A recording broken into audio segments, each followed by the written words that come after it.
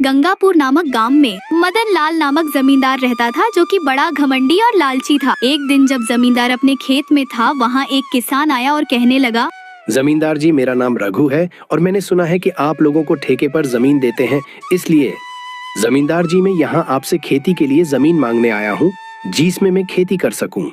देखो, मैं जमींदार हूँ और यही तो मेरा काम है कि जो खेती के लिए जमीन मांगने आए उसे जमीन दूं, और मैं तुम्हें भी जमीन दूंगा। पर मेरी एक शर्त है कि जो फसल तुम लगाओगे उसमें से आधी मुझे देनी होगी। रघु जमींदार के घर से कागजी कार्रवाई कर चला गया। अगले दिन रघु ने खेती करना शुरू कर दिया। वह क्या फसल है? अब यदि इसमें से जमींदार आधी फसल ले भी जाए तो भी बची हुई फसल बेचकर मैं अच्छा मुनाफा कमा सकता हूँ। जमींदार तक ये खबर पहुँची। अरे सेठ जी, सुनते हो? रघु अपने खेत में कटाई कर रहा है, सुना है उसकी फसल बहुत अच्छी आई है। जमींदार अपने लोगों के साथ रघु के खेत पर जाने के लिए निकला और वहाँ पहुंचकर घमंड से बोला, क्या फसल है? देखा तुमने रघु, ये सब मेरी उपजाऊ भूमि का कमाल है। जमींदार जी ऐसा क्यों कहते? बिना मेरी मेहनत किए ये फसल कैसे उगती? हाँ, बस मैं यहाँ अपने हिस्से की फसल लेने आया। ऐसा कहकर जमींदार सारी अच्छी फसल लेकर चला गया। हे भगवान, धिक्कार है, इस जीवन पर इतनी मेहनत करने के बाद बस इतनी सी फसल हाथ आई। आखिर कब तक दूसरों के इशारों पर नाचूंगा? पता नहीं कब मेरी अपनी जमीन होगी। रघु का बेटा सोहन, जो कुछ दिन पहले ही पढ़ाई पूरी कर शहर से वापस आया था, उसने पिता को उदास देखकर पूछा, क्या हुआ पिताजी, आप इतनी चिंता में क्यों हैं? क्या बताऊं बेटा, मेहनत हम जैसे गरीब किसान करते हैं और सारा फल मदन लाल सेठ ले जाते हैं। सोहन क्रोधित होकर बोला, पिताजी, आज से मैं खेती करूंगा और उस सेठ को उसकी ही शर्त में फंसाकर सबक सिखाऊंगा। ये कहकर सोहन जमींदार के घर जाता है। कहो सोहन, तुम्हारा यहाँ आना कैसा हुआ? जमींदार जी, मैं अपने पिता की तरह खेती करना चाहता हूँ, इसलिए मैं यहाँ आपसे जमीन ठेके पर लेने आया हूँ। हाँ, तुम तो अभी बच्चे हो, तुम खेती करोगे। जाओ बच्चे यहाँ से। ऐसा मत कहिए सेठ जी, मैं भी किसान का बेटा हूँ, खेती तो मेरे खून में है। इसका बाप तो धान की खेती करता और ये बेवकूफ भी धान की ही खेती करेगा।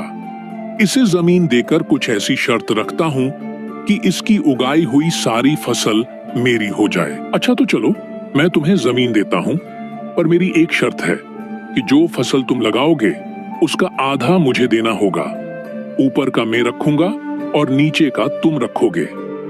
मंजूर है तो बोलो। जी मंजूर है। ये कहकर सोहन वहाँ से चला जाता है और अगले दिन सोहन खेती करना शुरू करता है।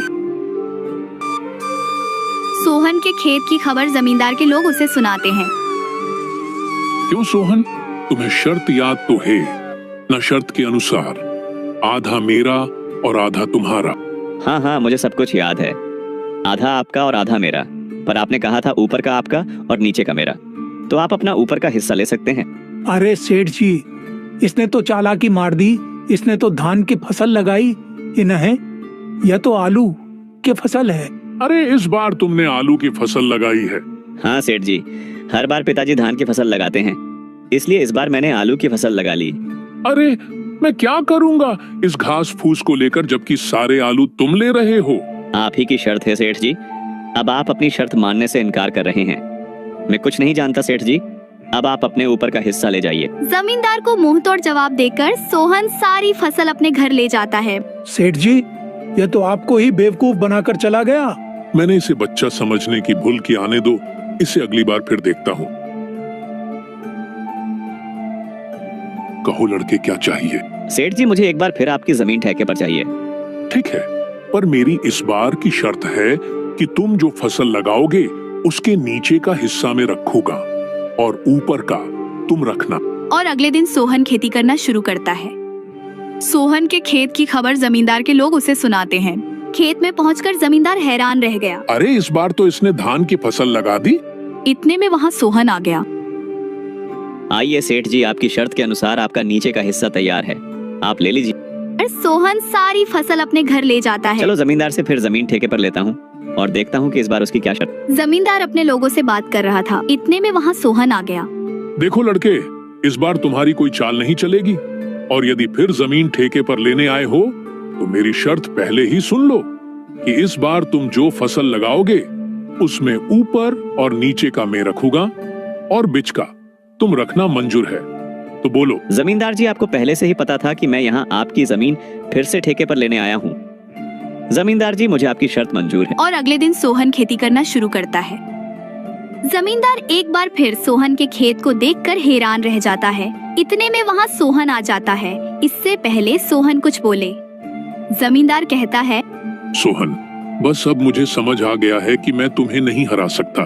जमींदार जी, मैंने ये सब आपको सबक सिखाने के लिए किया था, क्योंकि आप किसानों से आपकी शर्तों द्वारा सारी फसल हड़प लेते हैं। मुझे माफ कर दो सोहन, में मुझे अपनी गलती का एहसास हो गया है और मैं अब किसी किसान से शर्त भी नहीं रख